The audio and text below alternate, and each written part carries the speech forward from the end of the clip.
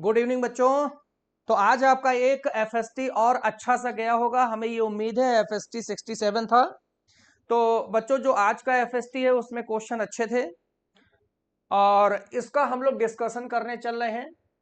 आप लोग 2025 के लिए तैयारी कर रहे हैं। पढ़ने का अधिकार सबको, डॉक्टर बनने का अधिकार सबको, सिंह सर का ये मिशन है। इसी मिशन के तहत हम लोग आगे काम कर रहे हैं बच्चों।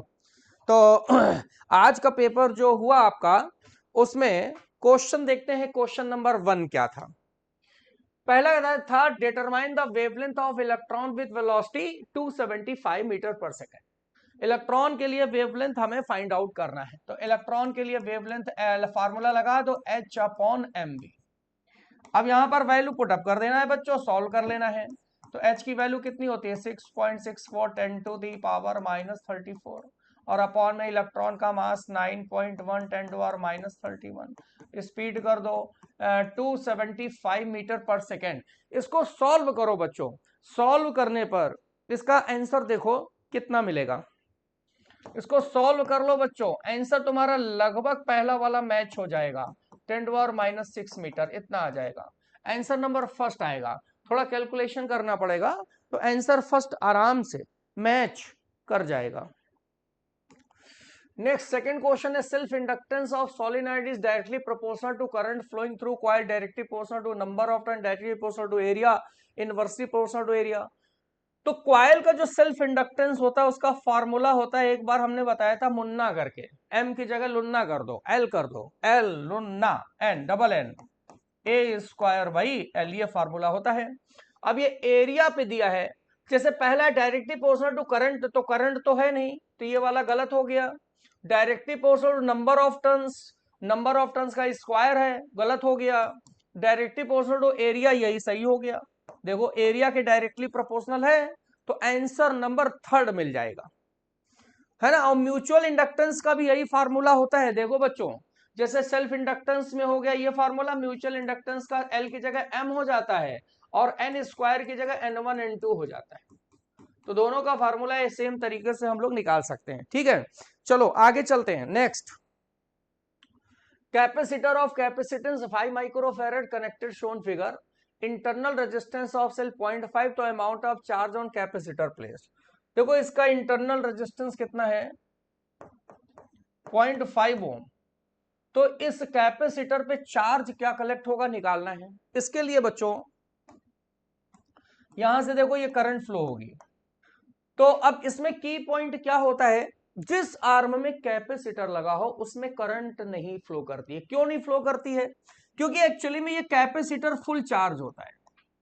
फुल चार्ज जब कैपेसिटर होता है तो स्टेडी स्टेट बोलते हैं, और उस कंडीशन में उस आर्म में कोई भी करंट का फ्लो नहीं होता है। तो ये करंट यहां से जाएगी, यहां से जाएगी, यहां से जाएगी, ये वापस आ जाएगी। यहां से करंट कोई भी फ्लो नहीं करेगी, इसमें करंट नहीं जाएगी, तो इसका पोटेंशियल जीरो हो जाएगा। अब ये जो करंट यहां से ऐसे जा रही है, ये करंट निकालो। ऐसे क्वेश्चन में केवल 3 स्टेप होते हैं। तो पहले स्टेप में करंट निकाल लो, I is equal to V by are.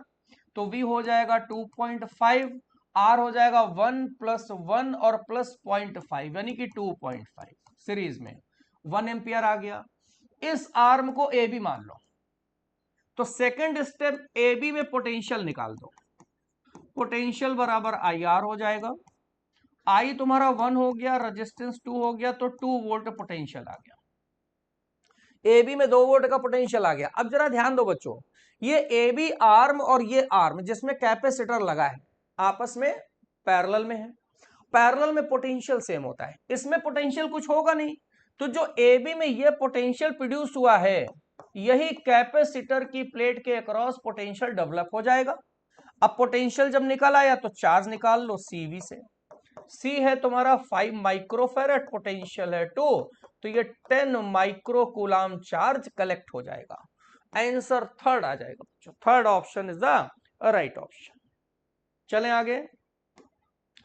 Next कह रहा है for a prism of refractive index 1.5 the angle of minimum deviation is equal to angle of prism. तो प्रिज्म एंगल विल बी, इसमें ये refractive index 1.5 है और minimum deviation का जो एंगल है delta M, prism angle A के बराबर है। तो प्रिज्म एंगल ही निकालना है। फार्मूला होता है mu is equal to sine A plus delta M by two by sine A by two, है ना, ये फार्मूला होता है बच्चों। अब इसमें म्यू की वैल्यू 1.5 हो गया, साइन डेल्टा एम की जगह ए रख दो तो 2a/2 यानी कि साइन ए हो जाएगा अपॉन साइन a/2। अब इसको सॉल्व करते हैं तो इसमें ए निकालना है, प्रिज्म एंगल 1.5 साइन ए को लिख दो 2 sine a/2 cos a/2 upon sine a/2।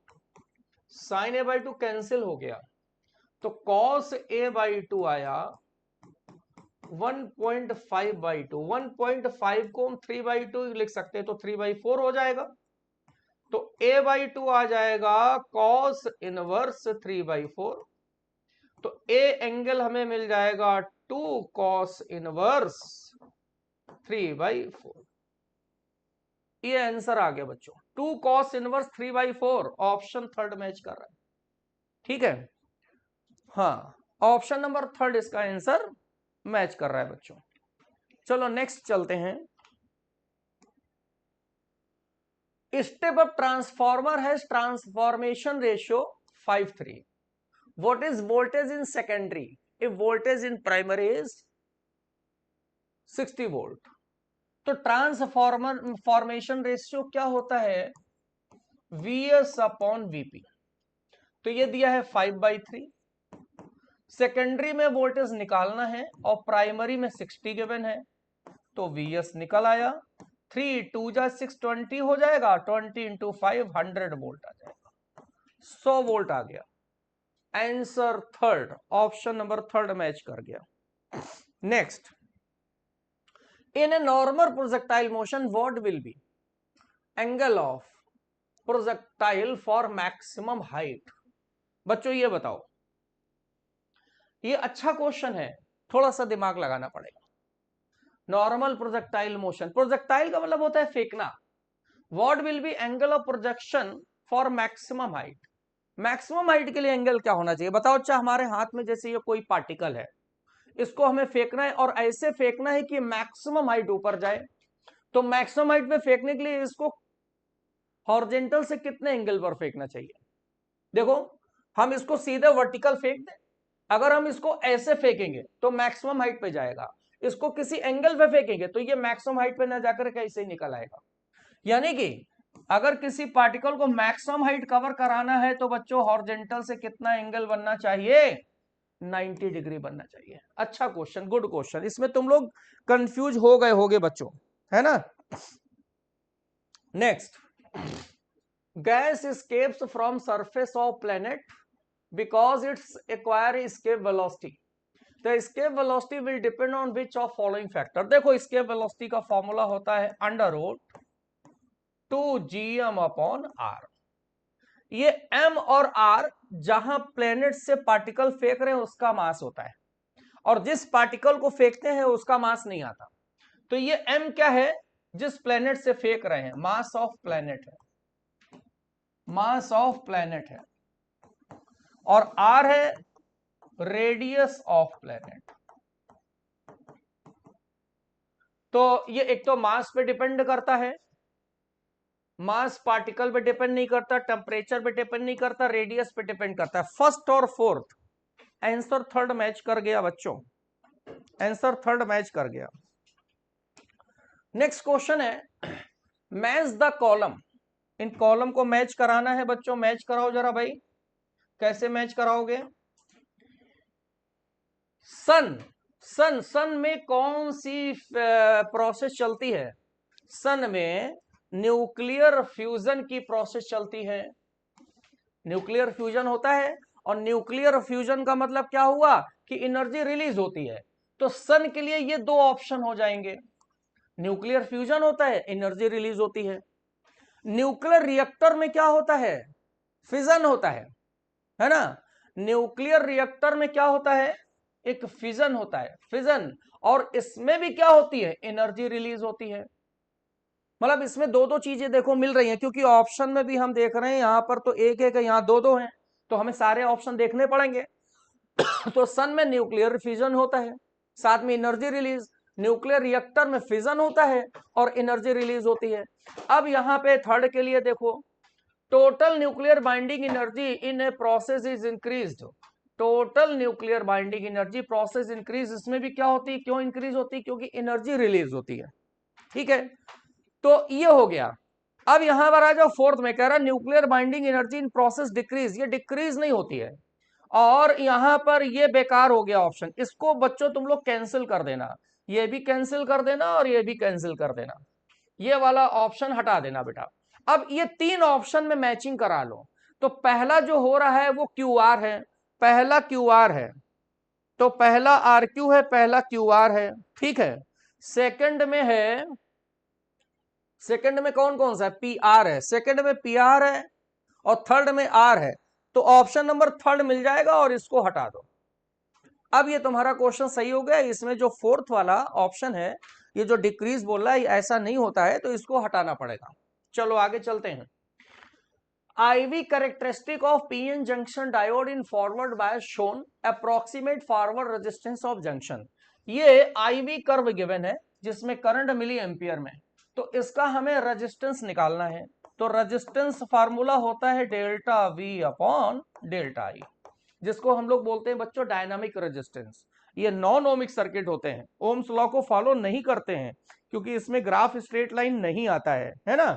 तो अब डेल्टा भी देखो कितना आएगा, डेल्टा भी निकालो भाई। डेल्टा भी यहां पर मिलेगा 2.1, इतना मिलेगा डेल्टा भी, तो हो जाएगा 2.1 माइनस 2, यानी कि 0.1 वोल्ट मिलेगा। और डेल्टा यहां से मिलेगा 800 माइनस 400, यानी कि 400, लेकिन ये मिली एम्पियर है, तो एम्पियर में कन्वर्ट कर लो -3, तो 0.1 और आ जाएगा 4 इंटू 10⁻², से ये -3 हटा दो -1, ये कैंसिल हो जाएगा, 1/4 आएगा, 1/4 का मतलब 0.25 ओम हो गया, 0.25 ओम। सेकेंड ऑप्शन मैच कर जाएगा बच्चों, second option is the right option. Next, alpha particle moves with speed 6 into 10 to the power 5 meter per second in perpendicular magnetic field 0.2 Tesla, then force experienced by alpha particle। तो magnetic field में force का formula होता है QVB sin theta. तो इसमें ऐसा करो एक बार, और चार्ज का फॉर्मूला होता है कितना, अल्फा पार्टिकल है ना 2E, 2E की वैल्यू हो जाएगी, हमने 16 लिख दिया था, जबकि 19 होना चाहिए। तो क्या हो जाएगा इसमें, F बराबर QEV साइन थीटा, Q के वैल्यू रख दो 2E, तो ये हो जाएगा 3.2 into 10 to the power -19 coulomb, velocity 6 into 10 की पावर 5 हो गया, फील्ड 0.2 हो गया और साइन 90 हो गया। अब इसको बच्चों हम लोगों को सॉल्व कर लेना है, तो आंसर मिलेगा। कैसे सॉल्व करो, देखो 0.2 32 दूनी 64 हो गया, तो 0.64 हो गया इंटू 6 हो गया, और यहाँ पर 9 गया, 19 से 5 4 9 -14 आ गया। ये आ जाएगा तुम्हारा, मल्टीप्लाई करो 6 चौको 24 2 38, 3.84 10 टू और -14 न्यूटन, ये आ जाएगा 3.84 into 10 to the power -14 newton. इसके बाद आ जाओ next, A circular coil has total number of turns 50, each having area 1.73 10 to or -3 meter square. It is placed in uniform field 0.2 Tesla directed angle 30 degree with normal to plane of coil as shown in figure. Total flux linked with the coil is nearly equal to, है ना। तो इसमें flux का formula होता है बच्चों NBA cos theta, तो value इसमें भी रखना है। थीटा एंगल होता है मैग्नेटिक फील्ड और एरिया वेक्टर के बीच में, तो यहां पर बोल दिया मैग्नेटिक फील्ड की ये डायरेक्शन है और ये एरिया वेक्टर है, एरिया वेक्टर फील्ड के बीच का एंगल डायरेक्ट 30 आ गया, एंड नंबर ऑफ टर्न्स 50 हो गए, मैग्नेटिक फील्ड हो गया कितना 1, ये हो गया यहाँ पे 0.2 टेस्ला, एरिया हो गया 1.73 इंटू 10⁻³ और cos 30 हो गया। cos 30 की वैल्यू रख दो √3/2। यहां से एक जीरो कैंसिल हो गया, पॉइंट कैंसिल हो गया, 2 भी कैंसिल हो गया। 5 का मल्टीप्लाई करो और √3 की वैल्यू 1.7 और 10⁻³ ये आ जाएगा 8.65। 5 इंटू 1.73 करो, 5 5 3 जा 15। अब इसको 1.7 इंटू 8 ये करो, कितना आ जाएगा बच्चों? ये आ जाएगा अबाउट 14.7 इंटू 10⁻³ तो इसको हम लोग लिख सकते हैं 1.47 10⁻², और 1.47 को लिख सकते हैं 1.5 10⁻² वेबर फ्लक्स। ये फोर्थ आंसर बच्चों मैच कर गया। Fourth option is the right option. चलो अब इसके बाद करते हैं नेक्स्ट है statement in EM wave electric and magnetic field vary sinusoidally with same frequency. बिल्कुल सही है। EM वेव में दो वेव चलती हैं एक साथ, इन पे क्या क्या प्रॉपर्टी होती है देखो। EM वेव में इलेक्ट्रिक फील्ड और मैग्नेटिक फील्ड होते हैं, दोनों की फ्रीक्वेंसी सेम होती है, दोनों के बीच में फेज डिफरेंस 0 होता है, दोनों आपस में एक दूसरे के परपेंडिकुलर होती हैं। ठीक है, तो ये तो सही हो गया। Statement second, both electric field magnetic field vector perpendicular to direction of propagation. ये भी ट्रू, ये भी ट्रू, ये प्रॉपर्टी ही होती है। तो बोथ स्टेटमेंट 1 और 2 आर करेक्ट हो गया। सेकंड ऑप्शन बच्चों ये हम लोगों का मैच कर जाएगा। Next, magnetic flux linked through coil varies according to relation phi 3t² minus 5t plus 1 Weber. Then which graph is correct for induced EMF? Flux है 3t² minus 5t plus 1। अब EMF होता है minus d∅dt 6t minus 5 आ जाएगा। तो इसको हम लिख सकते हैं -6t plus 5। अब देखो ये आएगा y is equal to mx plus c। तो स्लोप निगेटिव आ गया और इंटरसेप्ट पॉजिटिव आ गया। स्लोप निगेटिव, इंटरसेप्ट पॉजिटिव, कौन सा ऑप्शन आ गया? ई आ गया। देखो यहाँ पे थीटा ग्रेटर देन 90 है, तो स्लोप निगेटिव हो गया और ये इंटरसेप्ट पॉजिटिव हो गया। पहला ऑप्शन बच्चों मिल जाएगा।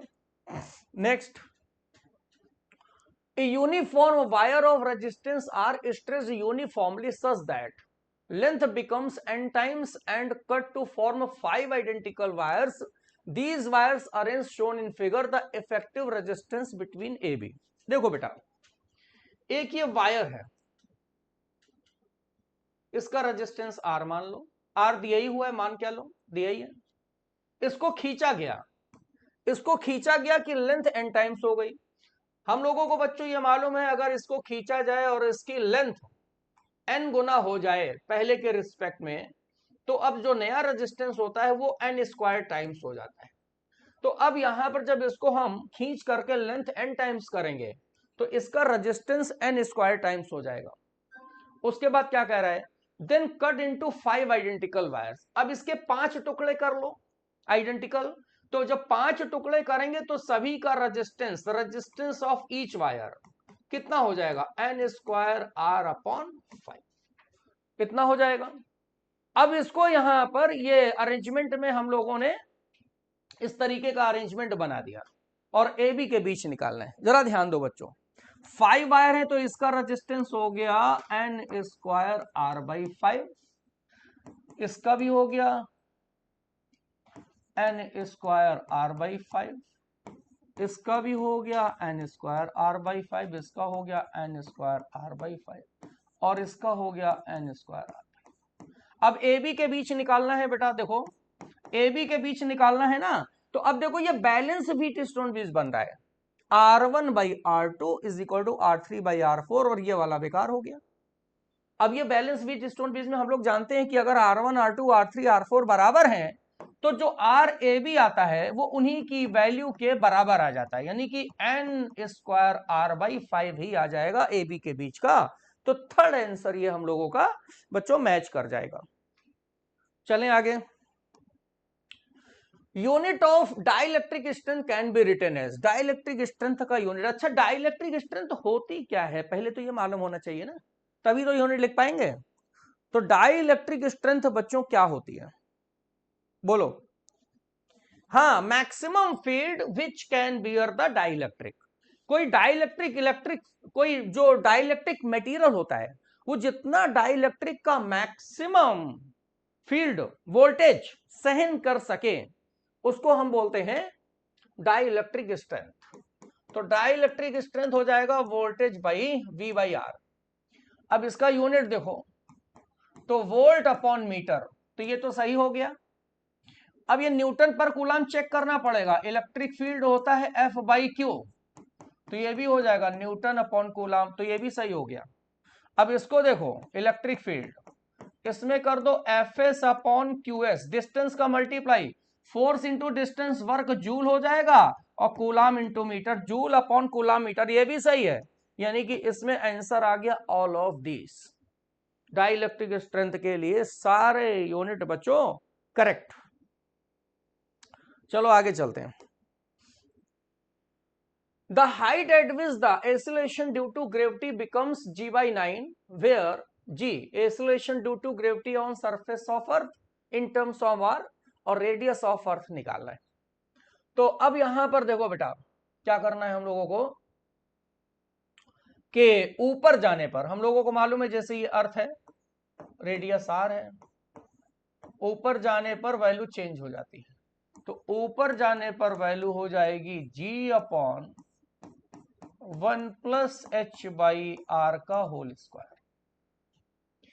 तो वो हाइट निकालनी जहां पर g की वैल्यू g बाई 9 हो जाए, तो g by 9, g by 1 plus H by R का होल स्क्वायर, g कैंसिल हो गया, अंडर रूट ले लो, तो 1 plus H by R is equal to 3 हो जाएगा, 3 माइनस 1 2 हो जाएगा, तो h बराबर आ जाएगा 2r, आंसर 4 आ जाएगा, h is equal to 2r, यानी कि आंसर नंबर 4 आ गया बच्चों। Next, slope of position time graph, बोलो बच्चों। वेलोसिटी, अरे भैया पोजीशन टाइम ग्राफ का स्लोप क्या हो जाएगा, tan theta, y by x, position upon time, velocity हो गया। चलो आगे चलते हैं। पोजीशन और टाइम का उसका वेलोसिटी होता है, पोजीशन डिस्प्लेसमेंट के बराबर लेते हैं ना, तो इसलिए वेलोसिटी होगा। नेक्स्ट क्वेश्चन कह रहा है, a car is moving on straight road speed of 20 meter per second, the coefficient of friction between tire and car and road 0.4, find the shortest distance within which the car can be stopped। ये बच्चों एक car,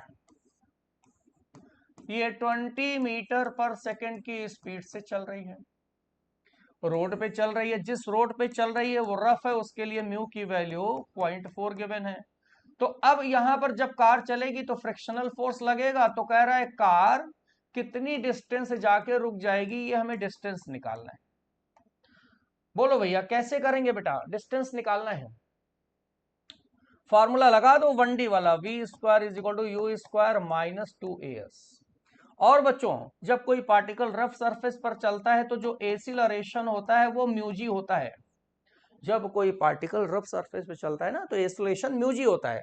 अब v बराबर 0 हो गया, u तुम्हारा 20 square हो गया, 2a की जगह म्यूजी रख दो, s निकालना है, इसको इधर ले आओ, 2 mu g s is equal to 20 into 20, 2 mu की वैल्यू हो गई 0.4, g की वैल्यू 10 हो गई, s 20 into 20।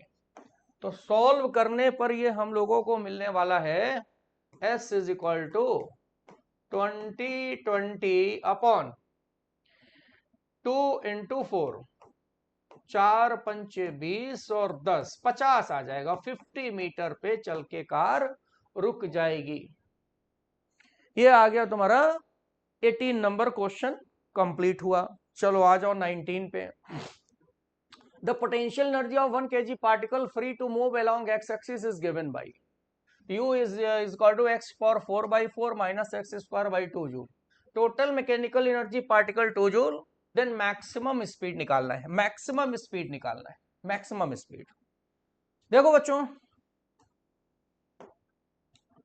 Potential energy given है, स्पीड मैक्सिमम का मतलब क्या होगा, काइनेटिक एनर्जी मैक्सिमम हो गई, और जब काइनेटिक एनर्जी मैक्सिमम होगी तो पोटेंशियल एनर्जी क्या हो जाएगी, मिनिमम हो जाएगी। ध्यान दो, टोटल एनर्जी 2 जूल गिवन है, ठीक, और यहां पर बोला गया मैक्सिमम स्पीड निकालो, तो स्पीड मैक्सिमम के लिए काइनेटिक एनर्जी मैक्सिमम, और काइनेटिक एनर्जी मैक्सिमम होगी तो पोटेंशियल मिनिमम हो जाएगी।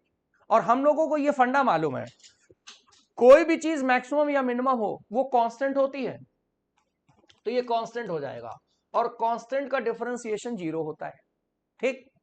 चलो यही की पॉइंट है, तो यहां पर du बाई डी कर दो 0 डिफरेंशिएशन, तो x की पावर 4 का हो जाएगा 4x क्यूब बाई 4 माइनस में 2x by 2 is equal to 0, 2 cancel, 4 cancel, x बाहर ले लो, एक्स स्क्वायर माइनस 1, x तो 0 होगा नहीं, तो x बराबर X square is equal to 1 आ जाएगा, या x इज इक्वल टू 1 आ गया। अब ये x इज इक्वल टू 1 अगर हम इसमें रखेंगे तो ये मिनिमम पोटेंशियल एनर्जी की वैल्यू मिल जाएगी। तो अब लिखो सो u मिनिमम, ये x की वैल्यू 1 यहां पे रखो, तो 1/4 माइनस 1/2 कितना आ जाएगा, 2 का मल्टीप्लाई कर दो, -1/4 आ जाएगा, ठीक है।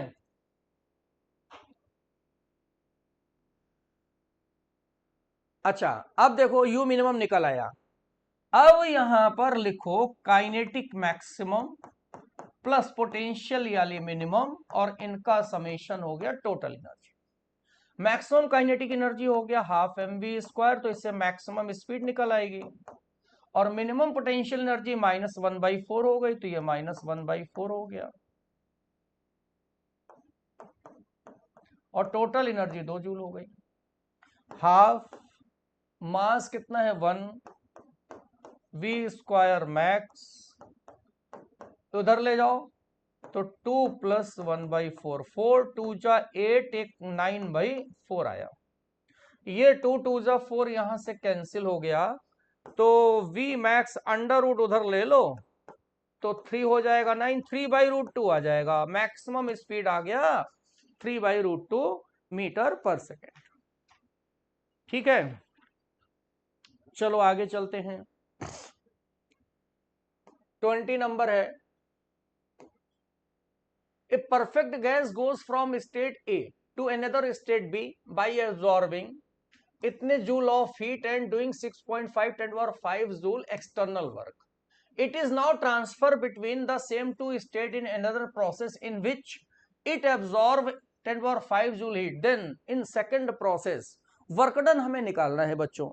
तो अगर दो स्टेट ए बी हैं तो दो स्टेट के बीच में जो इंटरनल एनर्जी होगी तो इंटरनल एनर्जी तो कांस्टेंट बनी रहेगी, है ना. तो इंटरनल एनर्जी सबसे पहले निकाल दो, Q माइनस डब्ल्यू. Q हो जाएगा तुम्हारा इतनी हीट है 8 इंटू 10⁵, और W हो जाएगा 6.5 इंटू 10⁵. तो ये आ जाएगा 1.5 इंटू 10⁵ जूल. इंटरनल एनर्जी आ गई. अब दूसरे वाले स्टेट में यही वैल्यू फिर से रख दो, Q माइनस डब्ल्यू. ये पहले वाले प्रोसेस में, ये दूसरे के प्रोसेस में हो गया, सेकेंड प्रोसेस में, ठीक है. तो डेल्टा यू तो यही रहेगा क्योंकि पॉइंट सेम है. 10⁵, क्यू कितना हो रहा है 10⁵ जूल हीट एब्जॉर्ब हो रहा है, माइनस डब्ल्यू. तो डब्ल्यू उधर ले गए, इधर प्लस इसको इधर ले आएंगे, तो 10⁵ माइनस 1.5 इंटू 10⁵. 10⁵, 1 माइनस माइनस में आएगा, माइनस 0.5 इंटू 10⁵ जूल. माइनस का मतलब क्या है, गैस के ऊपर वर्क किया जाएगा तो वॉल्यूम कम हो जाएगा, वॉल्यूम कम हो जाएगा तो वर्क डन निगेटिव हो जाएगा, तो ये work done on the gas आ जाएगा. इसमें पहला आंसर बच्चों मैच कर जाएगा, ठीक है. Next, A wave traveling along a string is described by y is equal to 0.005 sin 80x minus 3t. in which numerical constant SI unit with reference to above equation of wave motion match the item column 1 and term column 2nd. Choose the correct option from quotes given below. Angular wave number निकालना है। Angular wave number का मतलब क्या होता है? 2 pi by lambda. जैसे y is equal to है 0.005 और साइन 80x माइनस 3t, तो y is equal to a sine kx minus omega T से कंपेयर करो तो k बराबर 80 आ जाएगा। ठीक, और k क्या होता है? 2 पाई बाई लैम्डा 80। तो ये एंगुलर वेव नंबर आ गया। एंगुलर वेव नंबर कितना आ गया? 80। तो ए का 4 नंबर हो गया। अब यहां देखो जरा बच्चों, ध्यान दो, आगे सॉल्व करने की जरूरत ही नहीं है। ए का 4 ऑप्शन केवल पहले में दिया और किसी में है ही नहीं। इसका मतलब हम लोग यहां से टाइम बचा सकते हैं, बाकी ये ऑप्शन हमें चेक करने की भी जरूरत है ही नहीं, क्योंकि ए में 4 है, पहले ही ऑप्शन 4 वाला मैच हो गया, तो बाकी 3 जो है ना भी चेक करें तो भी चलेगा। हाँ चलेगा। तो ऑप्शन नंबर फर्स्ट आंसर आ गया। लेकिन अगर तुम्हें निकालना है तो निकाल भी सकते हैं, जैसे वेवलेंथ ऑफ वेव। अब वेवलेंथ लेमडा निकालना है तो लेमडा इज इक्वल टू हो जाएगा 2 पाई, पाई की वैल्यू 3.14 बाई 80 रख दो। इसको सॉल्व करो तो पॉइंट में कुछ आएगा, है ना, ये वही आ जाएगा 0.07। तो इसमें अपने आप ये सब मैच हो जाएगा, ये वाला ये हो जाएगा। अब फ्रीक्वेंसी निकालनी है तो फ्रीक्वेंसी के लिए जैसे ओमेगा है, ओमेगा 3 आएगा और ओमेगा हो जाएगा 2 पाई एफ 3, तो एफ हो जाएगा 3/2 पाई, पाई की वैल्यू 3.14 हो जाएगा। ये भी 0.05 ऐसे ही कुछ आएगा बेटा, है ना। पॉइंट भाई देखो 3 2 जा 6 से लगभग 0.5 आएगा। 0.5 मतलब देखो 0.48 मैच कर रहा है। सब आंसर अपने आप ही आ जाएंगे। ये वाला सेकंड आ जाएगा तो सब मिल रहा है ना, सी का सेकंड मिल रहा है।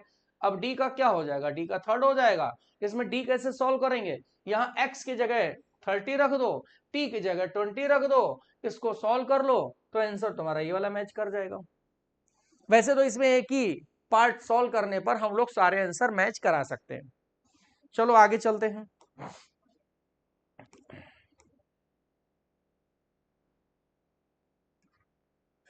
ये देखो क्वेश्चन बेटा, अच्छा क्वेश्चन है किरचॉफ लॉ का। Find the reading of ideal ammeter connected in given circuit, assume that cell have negligible internal resistance. तो इसमें बेटा हम लोग इसको सॉल्व कहां से करें बताओ।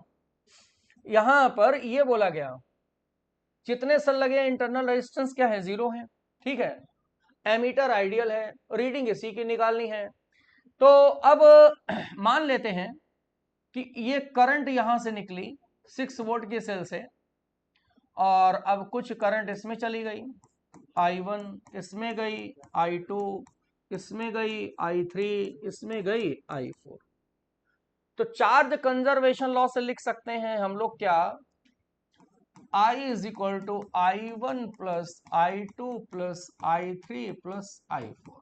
अब I1 I2 I3 I4 अगर हम निकालें तो वही आंसर वहां पे पुटअप करते हैं, आंसर टोटल करंट एमीटर से आ जाएगा। भाई मान लो ये करंट यहां से गई, डिवाइड हो गई यहाँ यहाँ, अब ये सारी करंट मिल करके एमीटर में चली जाएंगे, तो हमें I1 I2 I3 और I4 निकालना पड़ेगा। कैसे निकालेंगे? केवीएल लगाओ। जैसे मान लो कि इसमें हम ऐसे चले तो पहले पार्ट में लगाओ, माइनस प्लस से माइनस गए तो -6 हो जाएगा। करंट की डायरेक्शन में गए -2I1 हो जाएगा 0। 2I1 इधर ले जाएंगे तो I1 इज इक्वल टू -3 आ जाएगा। I1 की वैल्यू मिल गई -3। ठीक, अब सेकंड, थर्ड, फोर्थ, तीन और लगाना पड़ेगा। इसमें लगाओ, इसमें लगाएंगे तो इसमें मान लो हम लोग यहां से ऐसे चले, ऐसे, तो अगर इस लूप में ऐसे चलेंगे माइनस से प्लस जाएंगे, माइनस से प्लस जाने का मतलब 8 हो जाएगा प्लस में, करंट की डायरेक्शन में माइनस होता है, -4I2 हो जाएगा। फिर ऐसे जाएंगे तो करंट के अपोजिट जाएंगे तो प्लस में 2I1 इज इक्वल टू 0 हो जाएगा। I1 की वैल्यू -3 आ रखो, I2 निकल आया, तो 8 -4I2 -3 रखेंगे तो -6 हो जाएगा। 3 2 जा 6 इज इक्वल टू 0। 4I2 उधर ले जाओ, 8 -6 2 हो जाएगा, तो I2 आ जाएगा 0.5। भाई I2 को हम लिख सकते हैं क्या 2/4, 1/2 या 0.5 लिख सकते हैं बेटा। I2 निकल आया। अब देखो तीसरे में चलो। अब यहां पर मान लो हम लोग यहां पे खड़े हो गए और ऐसे चल रहे हैं, तो यहां पे प्लस से माइनस जाएंगे, तो इस लूप के लिए प्लस से माइनस जाएंगे तो EMF -4 हो जाएगा। प्लस से माइनस जाते हैं तो कम EMF की ओर जा रहे हैं तो माइनस कर देंगे, करंट की डायरेक्शन में जा रहे हैं तो माइनस में 8I3 हो जाएगा। फिर यहाँ पे करंट के अपोजिट जाएंगे तो +4I2 0। अब I2 की वैल्यू ये यहां पे रख दो तो I3 निकल आया -4। ऐसा करो 4I2, I2 की वैल्यू 0.5 हो गया, ठीक है, -4 और 8I3 उधर ले जाओ, ठीक है, 8I3 उधर लेगा तो I3 निकल आएगा।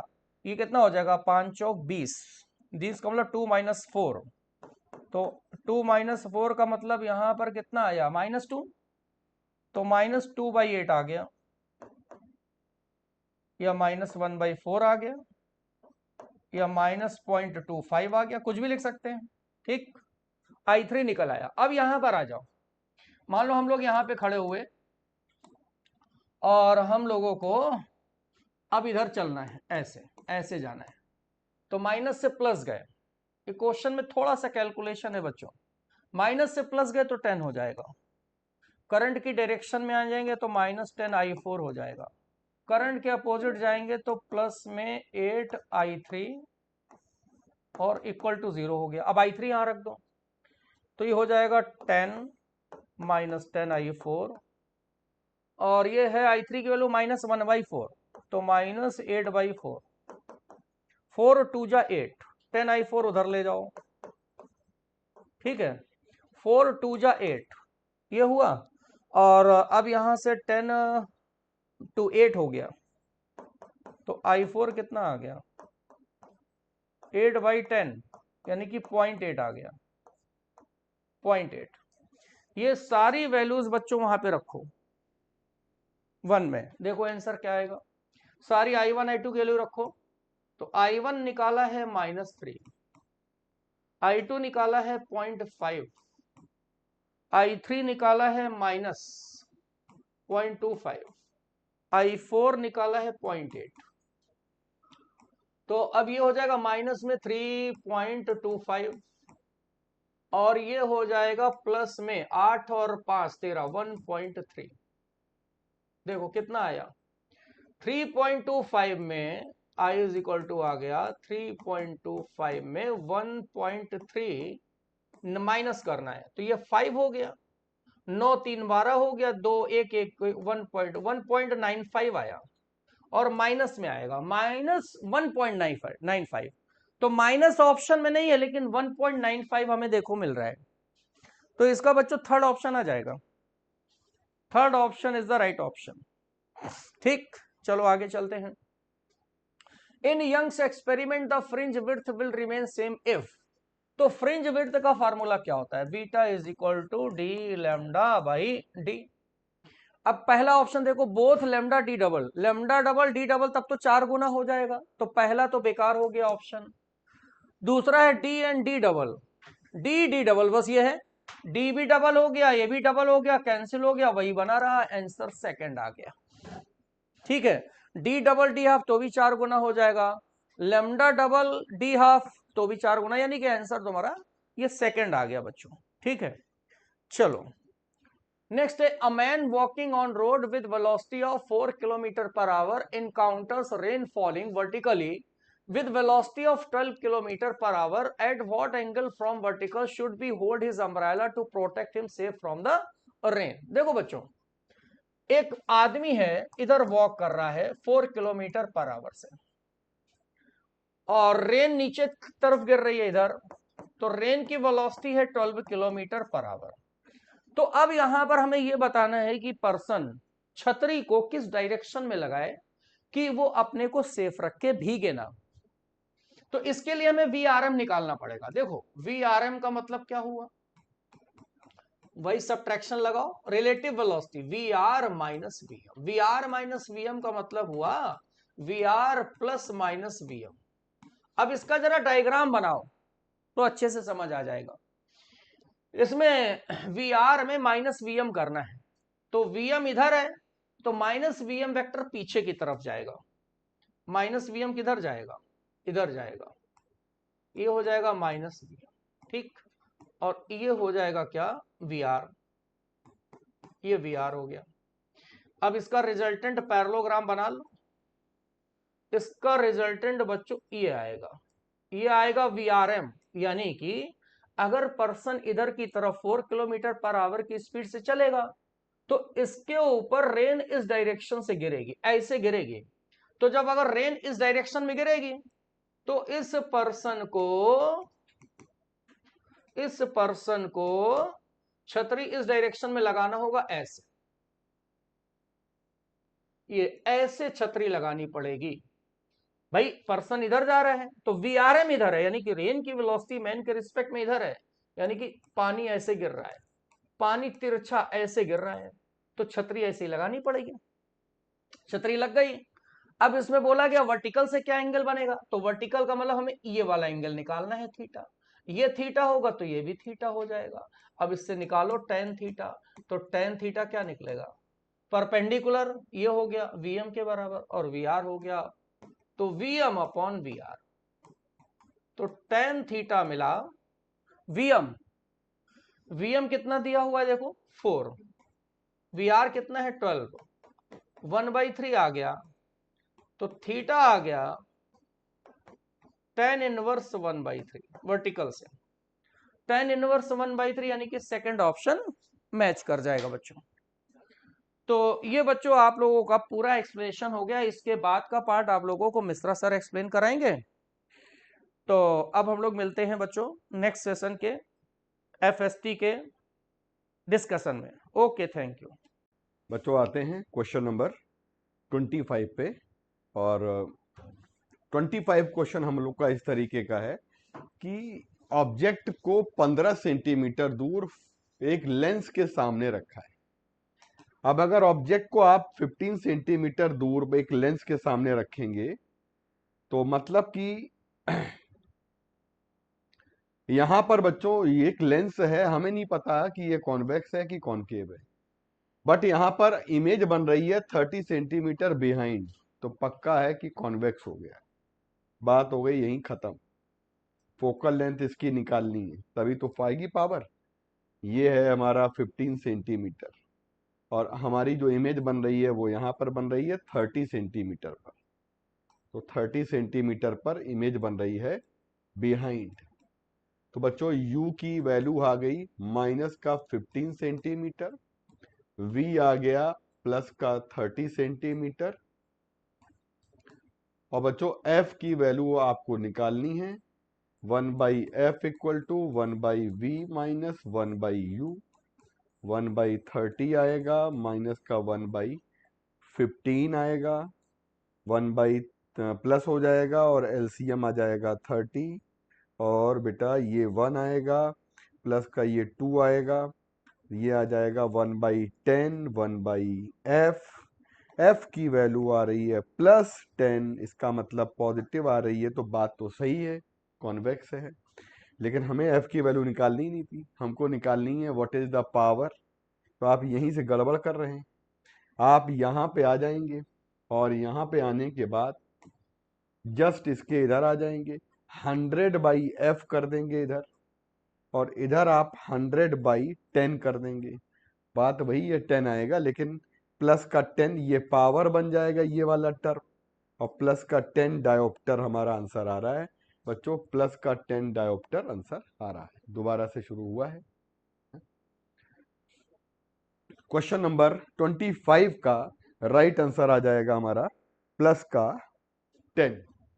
आते हैं क्वेश्चन नंबर 26 पर। बच्चों एक हाइड्रोजन एटम में हम बात अगर करते हैं तो हाइड्रोजन एटम में ग्राउंड स्टेट अगर ले लेते हैं, उसके बाद first excited state, second excited state, third excited state, है ना। बात करते हैं हाइड्रोजन लाइक एटम, दिया गया है ना हाइड्रोजन लाइक एटम, तो फिर इसका मतलब है इसकी एनर्जी 13.6 इंटू जेड स्क्वायर आएगी। इसकी एनर्जी हम लोग रटे बैठे हैं, हाइड्रोजन का एनर्जी लेवल डायग्राम और इनटू जेड स्क्वायर आएगी। इसकी एनर्जी 1.5 जेड स्क्वायर हो जाएगा। इसी तरीके से हर एक की एनर्जी आ जाएगी। तो कहते हैं कि ग्राउंड स्टेट में, तो ग्राउंड स्टेट में हाइड्रोजन में कितनी एनर्जी होती है, इतनी, और मल्टीप्लाइड बाई जेड स्क्वायर करेंगे तो हाइड्रोजन लाइक की एनर्जी आ जाएगी। पहला ऑप्शन चेक करने जा रहे हैं, ए वाला चेक कर रहे हैं। तो ये है माइनस का 122.4, कायदे से इनको माइनस दे देना चाहिए, लेकिन चलो चलता है। अब इसको हम डिवाइड करेंगे तो जेड स्क्वायर 9 आ जाएगा, जेड की वैल्यू 3 आ जाएगी। तो ये करेक्ट, हमसे पूछा क्या गया, इनकरेक्ट, तो ये तो करेक्ट हो गया। Photon of this much energy can be interact and excite to first excited state, यानी यहां से यहां जाने में हमको हाइड्रोजन में लगता था, बी वाला पॉइंट चेक कर रहे हैं, बी वाला हाइड्रोजन में लगता था यहां से यहां जाने में 10.2, और यहां पर लगेगा 10.2 मल्टीप्लाइड बाई 3 स्क्वायर, 9 2 जा 18, और बेटा ये आ जाएगा 1991। तो दिस इज करेक्ट, ये भी करेक्ट है। बात करते हैं हम लोग यहाँ पर कि photon of energy this much will emit when electron jump from, यही गलत है क्योंकि ये बहुत कम है। मतलब ये हाइड्रोजन के लिए भले हो जाए, तो हम लोग बात यहाँ पर हाइड्रोजन के लिए करते हैं, तो यहाँ पर हाइड्रोजन के लिए ये चीज गलत है। ठीक, तो इसका मतलब हाइड्रोजन के लिए क्या है कि ये हो सकता है हाइड्रोजन में निकल आए, लेकिन ये हाइड्रोजन लाइक के लिए गलत है। मेरा कहने का मतलब ये है, जैसे कहां से कहां आ रहे हैं, 3 से 1, अब 3 ये है, 1 ये है, तो इसकी इसकी एनर्जी का जो डिफरेंस है, तो ये हमारा कभी भी इतना कम नहीं हो सकता है हाइड्रोजन लाइक में। ये दूर से समझ में आ रहा है। ठीक, यही वाला टिक लगा के आ जाइए आप। नीचे वाला डिस्कस कर लेते हैं। 3 से 1 में हमें निकालनी पड़ रही है, तो 3 की एनर्जी कितनी है हाइड्रोजन के लिए, 1.51, और 1 की कितनी है, 13.6। इसको क्या कर लेंगे हम लोग, ये आ जाएगा 9 0 और 12.09। ये हाइड्रोजन की जंपिंग होती है थर्ड से फर्स्ट। और अगर बात करेंगे हम लोग हाइड्रोजन लाइक की, तो ये आ जाएगा 9 का मल्टीप्लाई करेंगे, और अप्रोक्स अप्रोक्स ये एनर्जी 9 टू 9 9 जा 81 और 108। तो दिस मच एनर्जी, इसका मतलब ये भी करेक्ट है, ये भी करेक्ट है, ये भी करेक्ट है, जो मेरा आंसर है। तो सारा डिस्कस करना बहुत जरूरी था। ठीक, नेक्स्ट वाले पर आ जाते हैं। इसमें क्या होता है कि ये पॉजिटिव लगा है और ये नेगेटिव, ये वाला नेगेटिव और ये वाला पॉजिटिव, यानी ये फॉरवर्ड बाइज, ये रिवर्स बाइज। तो यहां पर potential drop across the PN junction are equal, यहां पर इक्वल नहीं आएगा, क्यों, क्योंकि ये क्या है, अलग अलग बाइजिंग है। बाइजिंग सेम होती तो इक्वल आता। बोलो कौन सी बाइजिंग है, फॉरवर्ड, बोलो कौन सी बाइजिंग है, फॉरवर्ड, ये सही है, पक्का आंसर आ जाएगा। बोलिए कौन सी बाइजिंग है, रिवर्स, बोलिए कौन सी बाइजिंग है, ये वाली रिवर्स। तो रिवर्स ये भी, रिवर्स ये भी, तो ये भी हमारा आंसर आ जाएगा। तो 2 वाला सही है और 3 वाला सही है। तो 27 का बच्चों करेक्ट ऑप्शन हमारा आ जाएगा सेकंड। सेकंड में आंसर आ जाएगा 2 एंड 3। नेक्स्ट वाले पर आ जाते हैं। मैं नेगेटिव चार्ज पार्टिकल, कोई बॉडी हमारी दी गई है, means that the body has gain the electron while positive charge body means that body has lost electron। ये तो सही है, पॉजिटिव चार्ज तभी आता है जब वो इलेक्ट्रॉन को लॉस कर लेगा, और नेगेटिव चार्ज तभी आता है जब इलेक्ट्रॉन गेन कर लेगा। स्टेटमेंट 2 पे आते हैं, यानी ये सही दिया गया है। Charging process involve transfer of electron mostly, यार बात तो सही है, मोस्टली का क्या मतलब हुआ, मतलब वैसे तो ट्रांसफर ऑफ इलेक्ट्रॉन होता ही है ना। मतलब हम बात करते हैं चार्जिंग डिस्चार्जिंग में, तो करेक्ट है, इसमें गलत होने वाली बात नहीं है।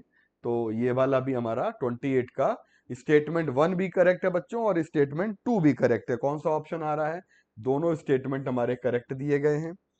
तो length, if length of a wire decreases, बात करते हैं length of the wire decreases then on loading this much weight then reciprocal of linear strain. बेटा एक बात बताइएगा, एक वायर की लेंथ जो होती है वो हमारी अगर चेंज इन लेंथ करेंगे तो वो ये आएगा। ठीक है, लेंथ हमारी डिक्रीज करती है 1%, तो इतना दिया गया आपको। आप एक काम कर लीजिएगा, डेल्टा एल अपॉन एल निकालिएगा और इसको 1/100 लिख लीजिएगा। ये गिवन था, लेंथ का परसेंटेज चेंज गिवन था, और एल अपॉन डेल्टा एल कर लीजिए तो ये आ जाएगा 100। उल्टा कर लेंगे तो हमसे पूछा क्या गया है, length reciprocal of linear strain. Strain क्या होती है, डेल्टा एल अपॉन एल, उसका रेसिप्रोकल क्या होता है ये, यानी कि करेक्ट ऑप्शन आ जाएगा 29 का सेकेंड, 29 का 100 आंसर आ जाएगा बच्चों। नेक्स्ट वाले पर आ जाते हैं हम लोग। क्वेश्चन नंबर आते हैं 31। Particle is moving along the circular path, the angular velocity and linear velocity. बात देखो सर्कुलर पाथ की कर रहे हैं ना, तो हम अगर इसकी बात करते हैं तो देखो हम लोग यहां पर अगर हम इस तरह से देखेंगे तो हम लोग लीनियर वेलोसिटी और सेंट्रीपेटल एक्सेलरेशन और ओमेगा वेक्टर ये और अल्फा वेक्टर ये, यानी कि देखिए ऐसे होता है और ये ऐसे भी होता है, यानी कि एक्सियल वेक्टर है ना। तो omega vector perpendicular to V, मतलब वी वेक्टर के, तो ये सही है। हमें पूछ रहा है not correct, omega vector perpendicular to alpha, यही गलत है। ओमेगा और अल्फा तो एक डायरेक्शन में, ये एसी, एसी मतलब करेक्ट है। ये वी परपेंडिकुलर टू एसी, बिल्कुल भाई। मतलब कहने का ये वाला और ये वाला, मतलब कहने का हम लोग यहां पर बात अगर करें तो हमारे पास एग्जैक्ट जो वेलोसिटी वाला हमारा जो टेंजेंशियल डायरेक्शन होती है, तो ये वेलोसिटी वी वेक्टर है और ये ए सेंट्रीपेटल एक्सेलरेशन है। तो ये इस तरह से रहेगा। हमने तो प्लेन वाला दिखाया था। तो कुल मिलाकर हमारा जो करेक्ट मतलब इनकरेक्ट जो है वो कौन सा भाई है, इनकरेक्ट हमारा ये वाला है, इनकरेक्ट वाला। तो सेकंड ऑप्शन आ गया 31 का, क्वेश्चन नंबर 31 का सेकंड। 32 पे आते हैं बच्चों। क्वेश्चन नंबर 32 है, इन इलास्टिक कोलिजन में क्या होता है बच्चों। 32 क्वेश्चन को डायरेक्ट कर देंगे। इन इलास्टिक कोलिजन में हमारा मोमेंटम तो कंजर्व रहता है, लेकिन काइनेटिक एनर्जी नॉट कंजर्व, यही सही आंसर है यहाँ पर। बट टोटल ये भी गलत हो गया, काइनेटिक एनर्जी ये भी गलत है। क्वेश्चन नंबर 32 का फोर्थ ऑप्शन आ गया। क्वेश्चन नंबर 33 पर आते हैं हम लोग। तो बात करते हैं, हमें सारी वैल्यूज दी गई हैं, है ना। इन सारी वैल्यूज के लिए मूविंग कॉइल गैल्वानोमीटर में हमें यहां पर एक बात ध्यान देनी है, spring constant are identical for the two, मतलब दोनों के लिए स्प्रिंग कांस्टेंट जो रहता है वो सेम है। Ratio of current sensitivity of end voltage sensitivity of M2 and M1। तो करंट सेंसिटिविटी का आपके दिमाग में फॉर्मूला होना चाहिए। तो बच्चों करंट सेंसिटिविटी का जो फॉर्मूला होता है, मैं आपको ये और बता देता हूं। करंट सेंसिटिविटी जो आपकी होती है NBA अपॉन के, मतलब आपकी बात कर रहे हैं करंट सेंसिटिविटी की, तो NBA अपॉन के, मतलब के का मतलब है, अरे ये जो के है, इस बात को ध्यान रखिएगा, ये हमारा रेस्टोरिंग टॉर्क है, पर यूनिट ट्विस्ट को लेकर है। तो ये बात यहाँ पर हम लोग कहीं पर भी के डिफरेंट नहीं है, सेम कह रहा है। And current sensitivity second number पे आ जाएंगे तो N2 B2 और A आ जाएगा, A1 A2 अलग अलग दिया है, डिवाइडेड बाई के, कट कर दीजिएगा तो I1 upon I2 current sensitivity का रेशियो, दूसरे वाले का पहले और पहले वाले का बाद में, 2 वाला ऊपर रहेगा। तो हमारे पास यहाँ पर इस तरह से सारी वैल्यू आ रही हैं। आप इनको सॉल्व करके इसको फटाफट इसकी वैल्यू को निकालिए। N2 की क्या वैल्यू है भाई, N2 की क्या वैल्यू है ना, नंबर ऑफ टर्न जो दिए गए हैं, तो हम लोगों को ये बोला है इन्होंने, नंबर ऑफ टर्न की बात अगर करेंगे तो हम लोगों को यहाँ पर नंबर ऑफ टर्न अगर लेंगे N2 अपॉन N1, तो नंबर ऑफ टर्न आपको दिए गए हैं N1, ये देखो और ये देखिए, ऐसे वैल्यू लगा के दी गई हैं ताकि आपको निकालने में थोड़ी सी दिक्कत तो आए। 42 ऊपर और 30 नीचे, बड़ी सेट करके वैल्यू दी है। हो सकता है कि जो है हम लोग, अब देखिए B1 पहले B2 0.5 ऊपर और 0.25 नीचे, A2 1.8 10 की पावर कैंसिल हो जाएगी, 3.6 10 की पावर कैंसिल हो जाएगी। बच्चों यहां पर देखिएगा, ये कैंसिल है, ये आपका नीचे 2 आ जाएगा, ये ऊपर 2 आ जाएगा, 2 से 2 कैंसिल हो जाएगा, कुल मिलाकर हमारे पास आएगा 42/3 30।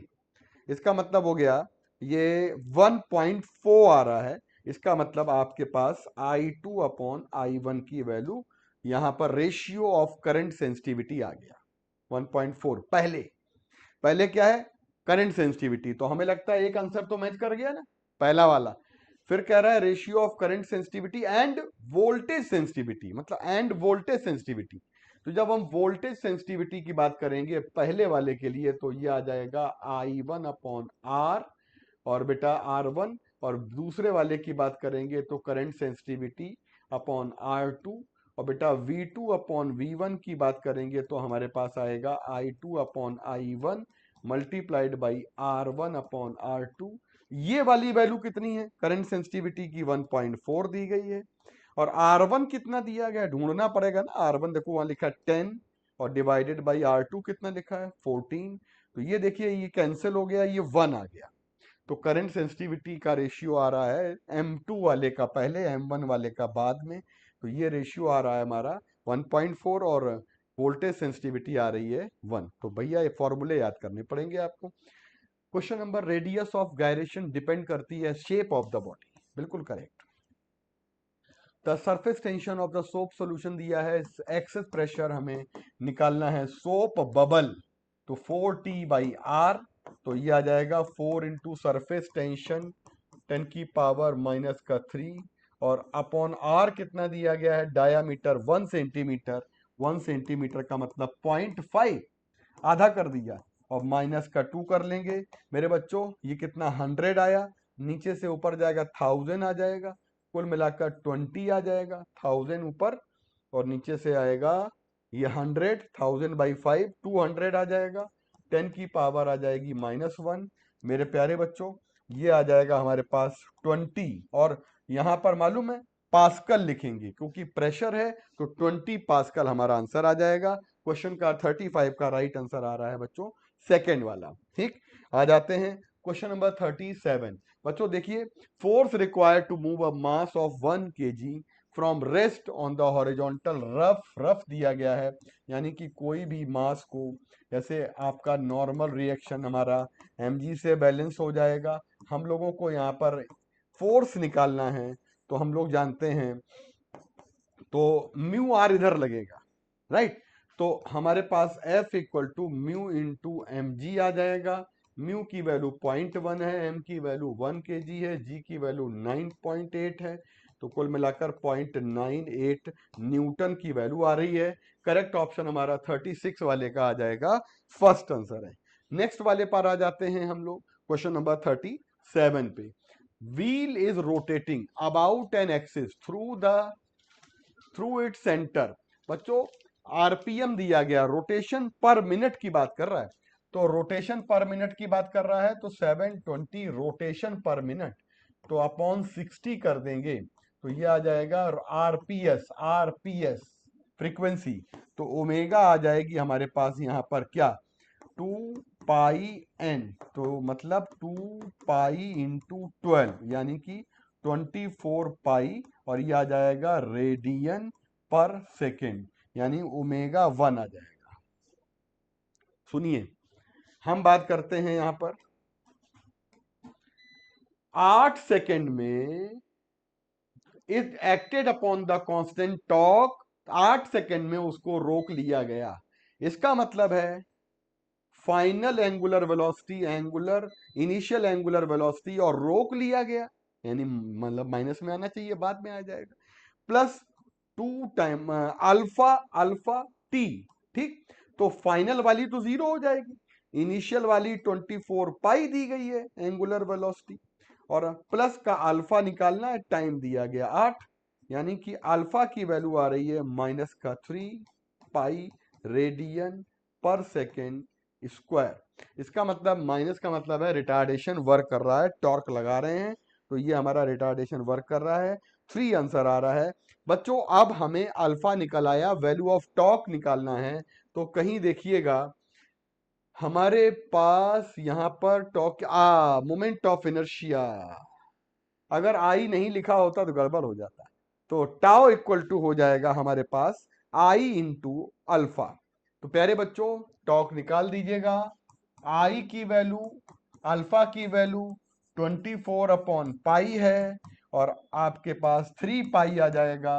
तो हमारा आंसर 24 इंटू 3 आ जाएगा, तो 2 आ जाएगा 72। 72 आंसर आ जाएगा 72। कौन सा भाई करेक्ट ऑप्शन है? 72 आंसर आ रहा है।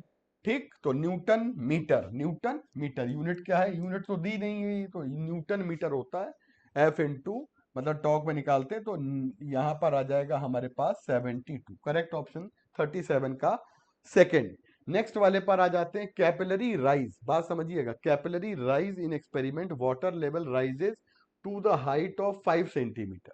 ठीक है, if the same capillary tube is placed in water such that only 3 centimeter of the tube projects outside the water level, मतलब केवल 3 सेंटीमीटर तक हमारी ट्यूब बाहर निकली है, जबकि सेम कैपिलरी ट्यूब हम वाटर में प्लेस करते हैं तो केवल 3 सेंटीमीटर ही बाहर निकाली गई है। मतलब पानी तो ओवरफ्लो कर जाना चाहिए, मतलब हमने हाइट कम कर दी। फॉर्मूला होता है H equal to 2t cos theta divided by R rho G. आप एक बात समझिएगा बहुत ध्यान लगा के, जब हाइट आपकी घट गई और सरफेस टेंशन सेम रहेगा, रेडियस सेम है, डेंसिटी सेम है, ग्रेविटी सेम है, H डायरेक्टली प्रोपोर्शनल टू आ जाएगा। इसका मतलब कॉस में याद रखिएगा, कॉस में एक खास बात होती है, कॉस 0 की वैल्यू होती है 1 और कॉस 90 की वैल्यू होती है 0। मतलब एंगल बड़ा वैल्यू घटी, एंगल बड़ा वैल्यू घटी।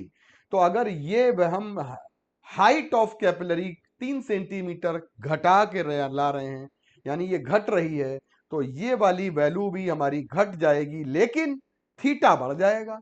वैल्यू ऑफ कॉस घट जाएगी लेकिन थीटा की वैल्यू बढ़ जाएगी। एच को घटाने का पर्पस हो गया, बाकी सारी चीजें हमारी वाटर है तो सेम है, सरफेस टेंशन डेंसिटी सब सेम है, कैपिलरी भी वही है, रेडियस भी सेम है, यानी एंगल ऑफ कांटेक्ट जो हमारा है वो हमारा बढ़ रहा है। तो राइट आंसर हमारे इस क्वेश्चन का आ गया। एक बार दोबारा से बता देते हैं, कैपिलरी ट्यूब में पहले पानी 5 सेंटीमीटर तक चढ़ता था, बाद में पानी हमारा 3 सेंटीमीटर तक चढ़ रहा है, अर्थात इसका मतलब कि हाइट हमारी घट रही है for the same capillary tube.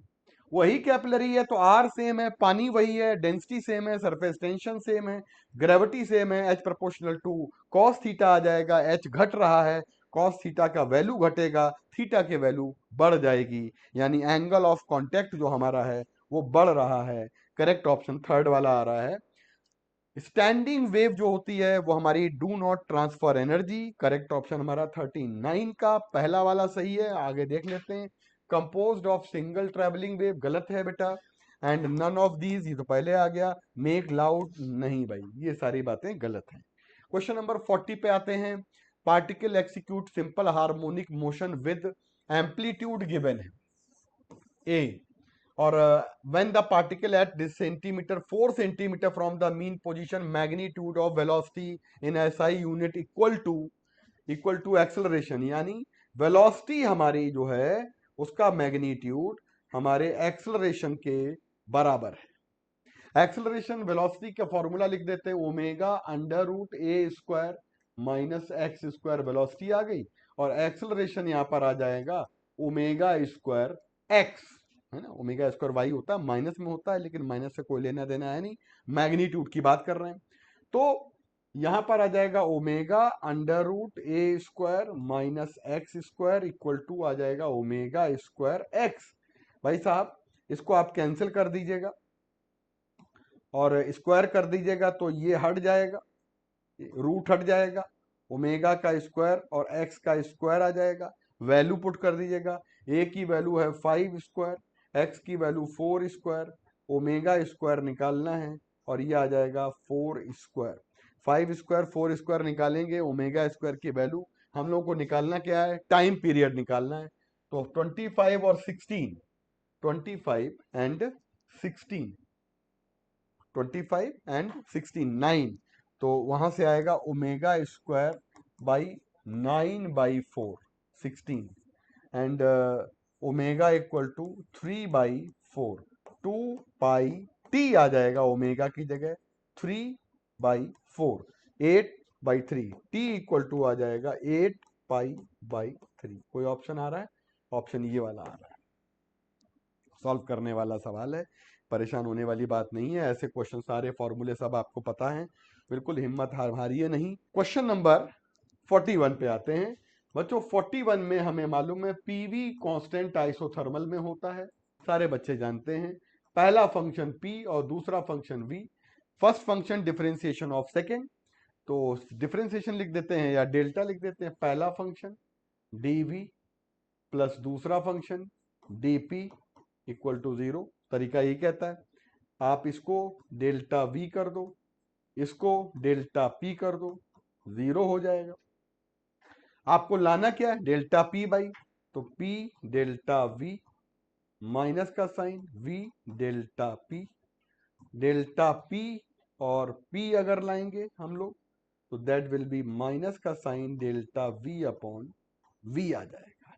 देखिए पी इधर लाएंगे और वी इधर लाएंगे, तो हमारा यहां पर ये वाला जो फॉर्मूला आ रहा है, ये वाली वैल्यू हमारी आ रही है माइनस का डेल्टा वी बाई वी। मतलब हम लोग इसको जो है आइसोथर्मल में बात करते हैं ना, तो ऐसे एडियाबैटिक के लिए भी बात कर सकते हैं। एडियाबैटिक में फिर वो गामा वगैरह आ जाएगा।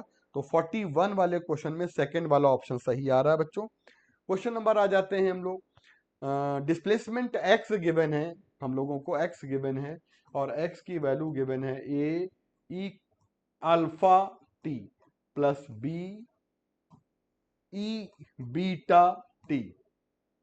ए एंड बी एंड अल्फा सब पॉजिटिव कांस्टेंट दिए गए। वेलोसिटी निकालने के लिए एक बार डेरिवेटिव निकालेंगे हम लोग इसको। तो आप एक बात समझ लीजिएगा, डिफरेंशिएशन जब बात करते हैं हम लोग, डिफरेंशिएशन ऑफ ई की पावर अल्फा टी, तो ई की पावर एक्स का डिफरेंशिएशन ई की पावर एक्स रहता है, लेकिन हमारा ये अल्फा कोफिशिएंट है इसका, तो अल्फा बाहर आ जाएगा और ये आ जाएगा हमारा इस तरीके से। तो इसमें अगर आपको यहाँ पर टाइम के साथ वेरिएशन देखना है तो आप इसको एक बार और इसको v ले लेते हैं, तो dv बाई dt या d2x बाई dt स्क्वायर कर सकते हैं।